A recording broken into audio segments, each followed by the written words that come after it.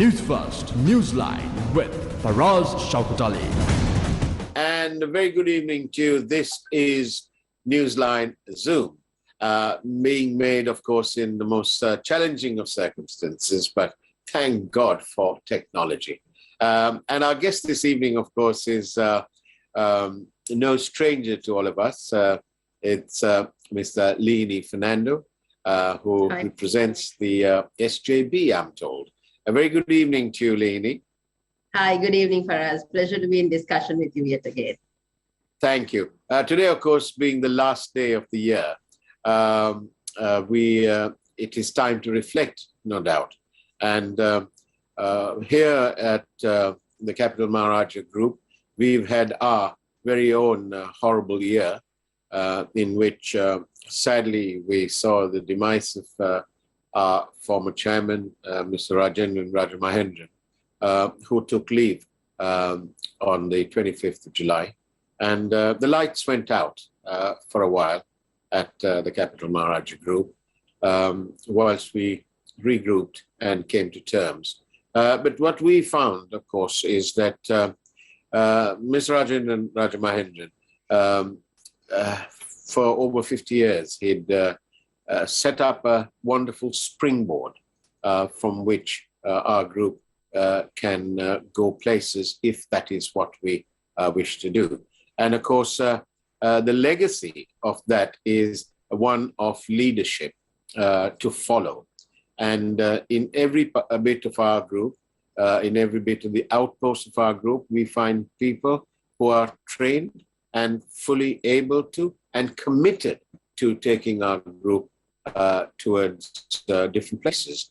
And of course, from our media stables, the Capital Maharaja media stables, we will continue to highlight the people's interests and to be the voice of the voiceless. And of course, we are aided in all of this by people such as you, Lihini Fernando, and everybody who is committed to representing the people's interest. What do you think, Lihini, what went wrong in the last couple of years? You know, ever since we had the dreadful Easter bombing attack, our peace and our progress seem to have gone out of the window. So sad. But what went wrong? I think for us, looking back at the events that had unfolded and presently in this analyzing the present situation, I think I actually question myself, we as Sri Lankans, are we this unfortunate? Because there's a saying that Sri Lanka is a blessed nation. What has happened to this blessed nation? I mean, we are a Buddhist country where everybody are devotees, observe still 12 months of the year, and there are so many rituals that happen. What has happened to this country? Who has taken this country to such dire straits is a question. So then it all boils down to the fact that the political leaders that rule this country for the past 73 years should obviously take the responsibility for the present situation that they are in. So I would say overall it is due to policy inconsistencies. One government coming in, having certain set of policies, the next government coming in, changing without having consistent plans, but changing changing country strategies based on the whims and fancies of the agendas of political parties, and finally the people becoming victims of this, victims of all this. I mean, at the end of the day, the innocent taxpayer who is funneling the economy, who is funneling the lives of these politicians, at the end of the day are suffering. So I think it's time that everybody takes collective responsibility for what has happened, and we figure out a mechanism on how to come out of this particular situation. Because today people are struggling, a crisis after the other, and we don't see any light at the end of the tunnel unless there's, of course, a change in regime.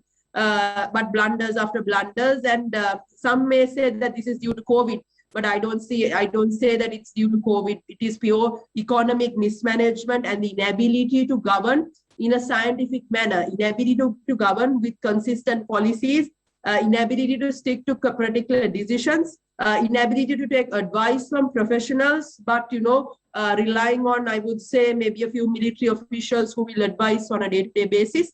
So this is what has resulted in this country. And I don't think the people of this country should be this unfortunate, because people, as I always say, a president is a temporary custodian of a country. He's handed over the country. He's been given the country for 5 years, and he is responsible for the people. And they must take responsibility. They must be accountable. Even the parliament, everybody should be accountable. But unfortunately, there is no mechanism to hold them accountable. So, everybody will come and then they will go out of power. And here we are again finding solutions and having hope that the next government will resurrect the country. But I think we are at crossroads now. And I think there needs to be a formal plan, a proper plan to take Sri Lanka out of this mess for us. Now, you talked about the scientific method, but whilst I hear what you say, my grey cells also makes me remember that in the Palanista government, we had a president who told us that his cabinet will be made up, appointed in a scientific way. I'm afraid these appear to be words and no action whatsoever.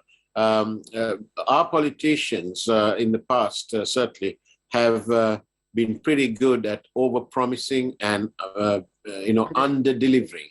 I'm sure that none of them have been to marketing school at all, because it's usually the other way around. You deliver more than you promise, and that's the way it ought to be. But having said that, and you alluded to this country being a Buddhist country, predominantly Buddhist. I quite agree. We are politicians apart. The people of this country are very familiar with living the multicultural way, and to be tolerant, and without being told, the general public tend to traverse the middle path, and it is unfortunately the politicians who have historically they have used the race card, the communal card, for electoral success. These are matters in the past. I mean, if we are following a very Buddhist way, for example, there is a lot of talk about the Lear jet that was used by our national treasure, the former the war-winning president. Now, I have a question. It's a moral question. Should this person who started off life in a rented house in a little fishing backwater called Tangalle, and who went on to greatness, of course, he became a member of parliament. Before that, I think he was an attorney. He was a leader of the opposition. He was a minister, a cabinet minister. He became the prime minister, and he became the president twice. And he, for a while, he was a champion of human rights too. If you remember, he went to Geneva and so on. But the moral question is, should a person of his stature prostrate himself before various business people and business types and accept the offer of the use of a Lear jet, even if it doesn't cost Sri Lanka money? But do you understand my question? See, for us, the thing is this: when you are in leadership, you must govern with responsibility. You must govern with moral consciousness. You can come back and say, look, this is not public money, this is my private money. But one can analyze a politician's history and see whether if you were a politician right throughout, and if you didn't have any other sources of income, the lifestyle that one is leading, is it justifiable? Where do you get all this money? So this is a moral question that we need to ask all politicians, because if you really take the salaries they earn and the lifestyles they live in, is a question. So all this boils down to, for us, the people in leadership, their leadership abilities, their moral compass, their ethics, and why they come into these positions. I think, for Sri Lanka to be in this situation, this is one of the reasons, because today the politicians are living a very lavish life.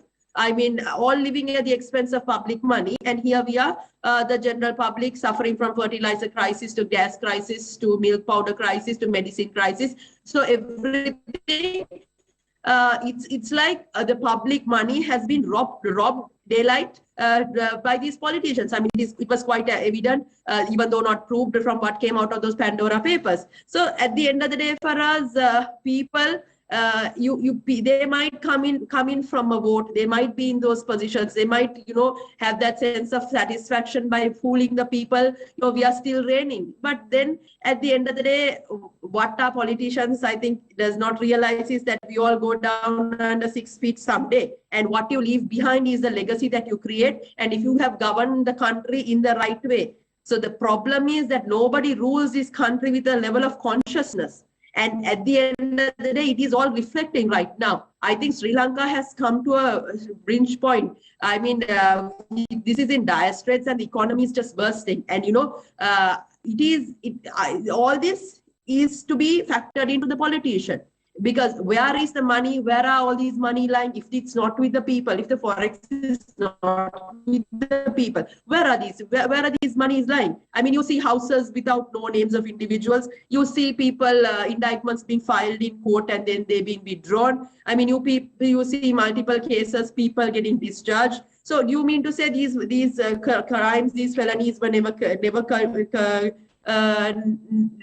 committed these things? Then why were these complaints filed? So, at the end of the day, anyone can come back and talk about a political rhetoric or a story, go in front of social media and justify your point.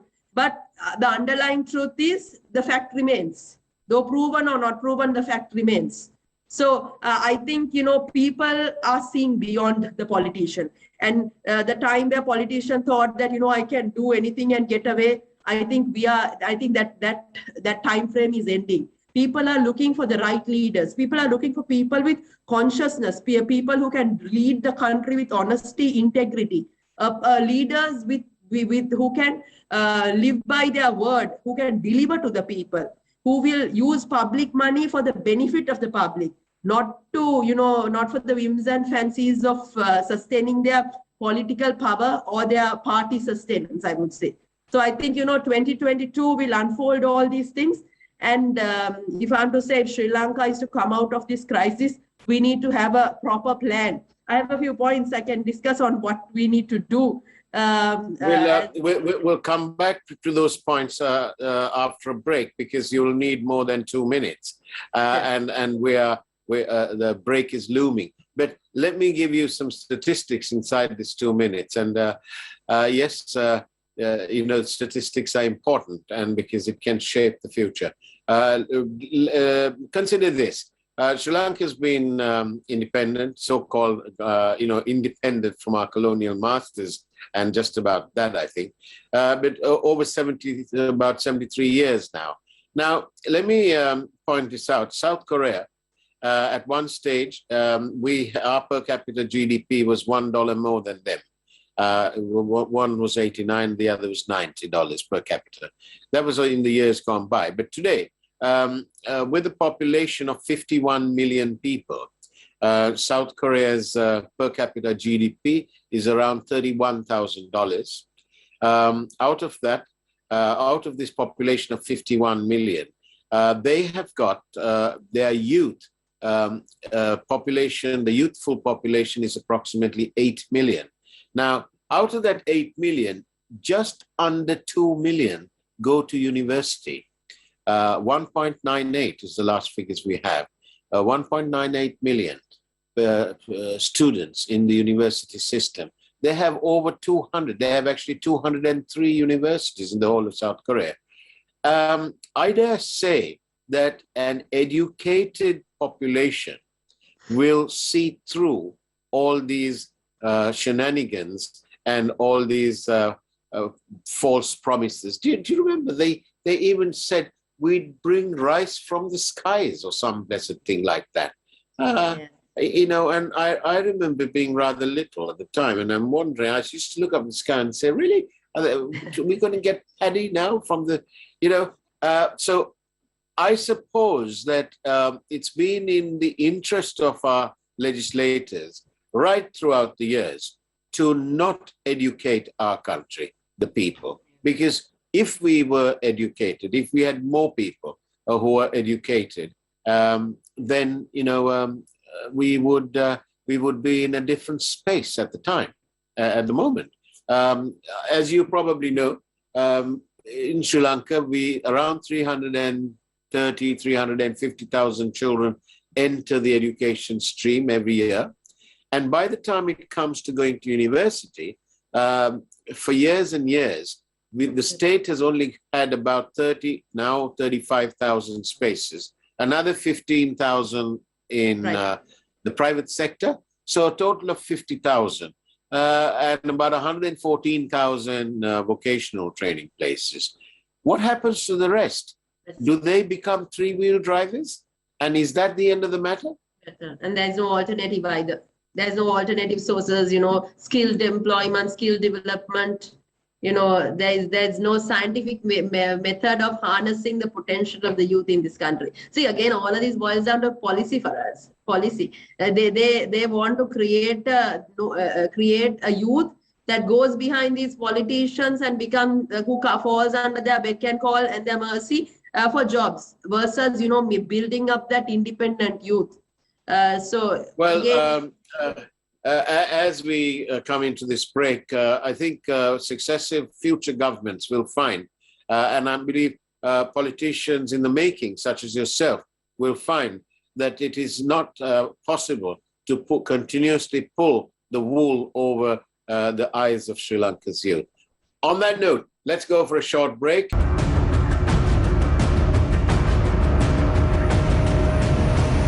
Newsfirst, Newsline with Shaukat Ali.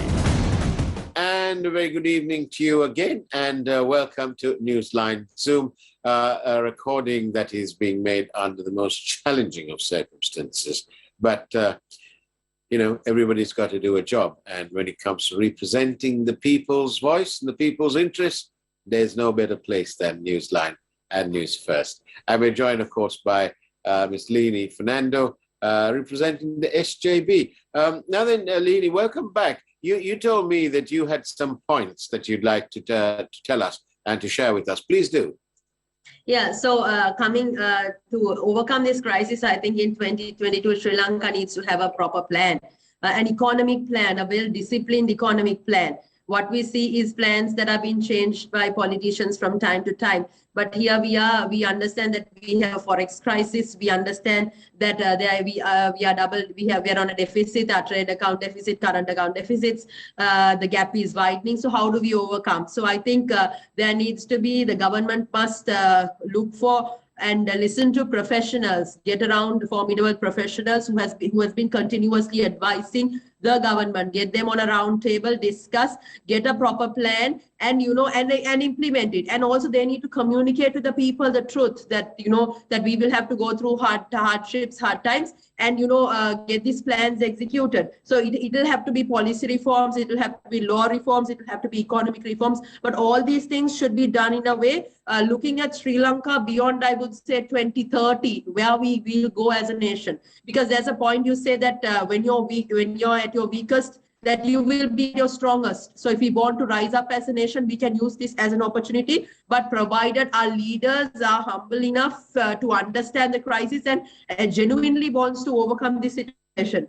And another thing is that the government must cut their unnecessary expenses, be it from their staff to vehicles to, all giving unnecessary jobs to people, to loading the government sector with jobs. So things like that, they need to cut down their waste. And also it's important that if they can take a clearer look at the COPE and the COPA reports and take advice from the Auditor General and, understand how we have messed up the economy and try to fix this. Because we know that there's a lot of slack, there's a lot of waste, there's a lot of bureaucracy, there's a lot of red tape. Like today we see, going to a government institution to get something done, there are so many middlemen and you have to bribe.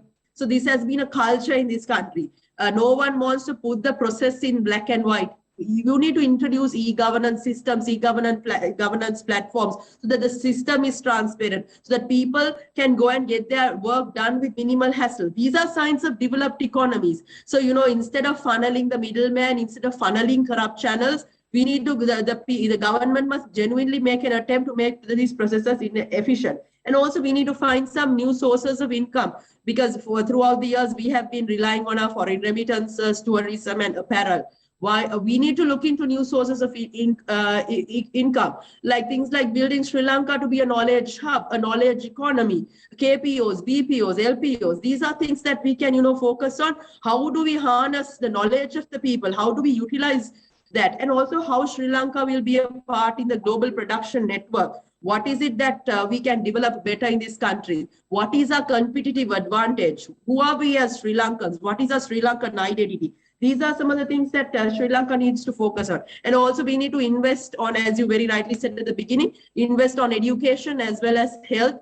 And education, we know today, is a devolved subject. Money gets dispersed for education through the provincial council systems. And we see a lot of provincial council managed education institutions are not run properly. So there needs to be concentrated effort towards bringing in technology, bringing in systems, processes. And we saw these teachers going on strike. They had reasonable grounds for it. So you need to listen to these things with empathy and address these problems. And one of the other things also is that the informal sector in this country, is one of the parties that are going to be severely affected with this economic crisis, because we know that there are a lot of people, house workers, then day-to-day daily wage earners, they are going to be affected by this economic crisis. What is the solution the government is going to have to resurrect these people's lives? Because they will be the first people to come to the roads and protest. So for people like that, just giving a 5,000 rupee note or, giving samurdhi is not the solution. Sri Lanka needs to have a proper social security mechanism to take these people out of this situation. And now we see so many NGOs, so many organizations working in isolation. There needs to be some mechanism where you can bring all these people together so that, there's a mechanism to look after the informal sector. And lastly, how do we use the foreign communities that are based outside Sri Lanka? We know a considerable amount of Sri Lankans who are living overseas, who wants to contribute back to the country. How do we utilize their knowledge? So these are things that the government can consider. And also, I would say the government must also consider working closely with the opposition. We see some Sajid Premadasa repeatedly coming and forming and giving opinions to the government on mechanisms that they can revive. He has come out with a tourism plan. He has a tourism strategic plan for the country. And he himself is going on a digital economy, giving equipment to schools to start digitalizing education. So things like that. Opposition can contribute. So the government must also figure out a mechanism on how to work together with the opposition parties as well. Because right now we are in a crisis situation. The objective, even for politicians to do politics, even to go for elections, there needs to be a country. Without a country, it's pointless, just having leaders as figureheads if they cannot deliver, if there's no country to deliver. And lastly, I want to also say the rights of the women and children needs to be addressed. So in Sri Lanka, what we see as development is infrastructural development, but we do not see social capital development, human development as a sign of development. How do we address the rights of the women? How do we address rights of children?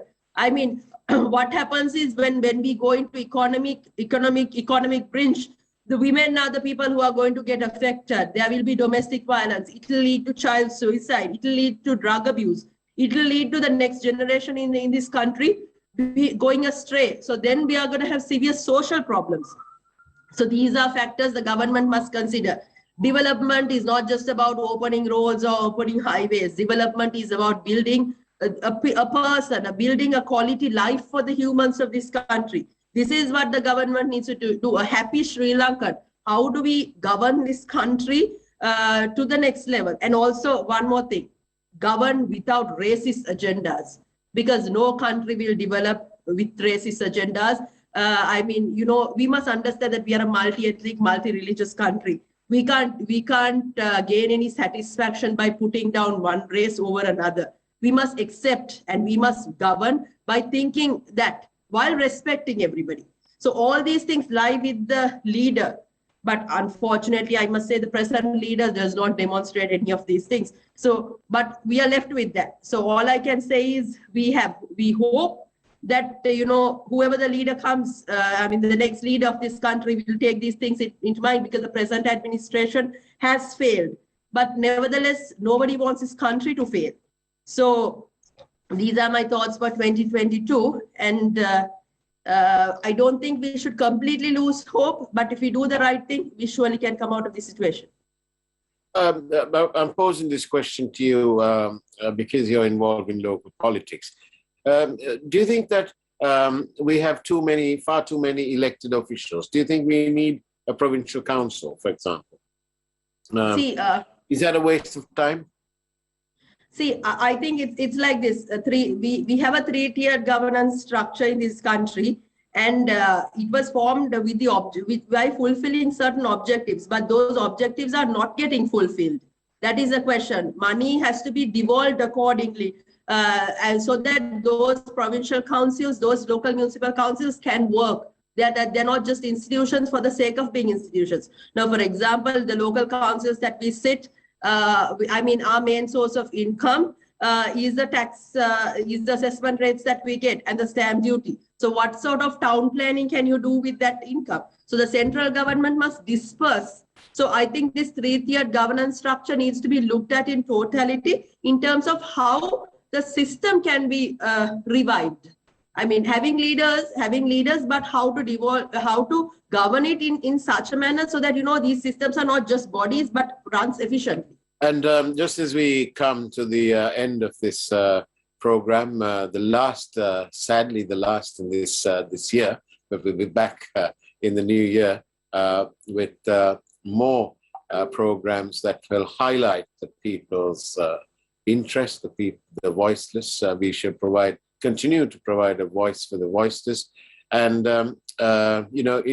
as we come to the end of this program, I'd like to thank each and every one of you, not only in Sri Lanka, but out in the Middle East, in Dubai, in Saudi Arabia, in Texas, in Canada, in Australasia, even New Zealand too, and everywhere else, for being such wonderful viewers, for your interaction, for your suggestions on the guests that we continue to choose.